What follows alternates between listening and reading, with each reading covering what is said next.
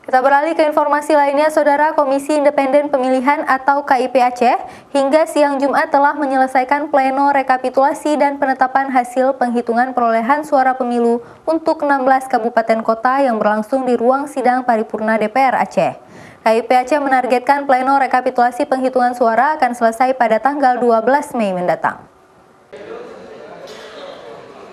Hingga hari keempat rapat pleno rekapitulasi dan penetapan hasil penghitungan perolehan suara pemilu, Komisi Independen Pemilihan atau KIP Aceh telah menyelesaikan rekapitulasi suara untuk 16 dari 23 kabupaten kota.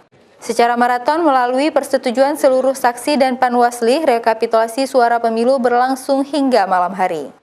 Untuk hari ini, KIP Aceh rencananya akan memplenokan rekapitulasi penghitungan suara untuk 4 kabupaten kota yaitu Aceh Jaya, Aceh Selatan, Singkil, dan Gayo Lues. Sementara itu, 3 hari sebelumnya, KIP Aceh telah memplenokan hasil pemilu untuk Kota Banda Aceh, Pidi Jaya, Sabang, Aceh Barat Daya, Aceh Tamiang, Biren, Aceh Barat, Kota Sebulu Salam, Bener Meriah, Lok Semawe, dan Simelu.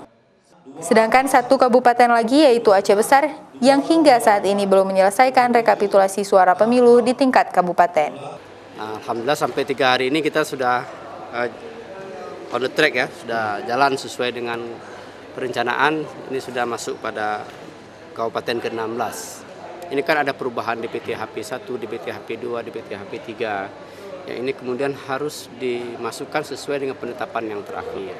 Sementara itu, selama rapat pleno rekapitulasi muncul beberapa koreksi dari saksi maupun panwasli, seperti perbaikan data pemilih dan pengguna hak pilih karena ada perubahan DPT HP 1, DPT HP 2, dan DPT HP 3 yang harus dimasukkan sesuai dengan penetapan yang terakhir sehingga seimbang antara pemilih pengguna hak pilih dengan DPT yang ada, sehingga dapat diperbaiki oleh KIP Kabupaten Kota, sedangkan ada saksi dari beberapa partai yang mempertanyakan terkait dengan tidak sesuainya data pemilih dalam form C7 dengan didaftar hadir pemilih yang tidak sesuai datanya dengan C1.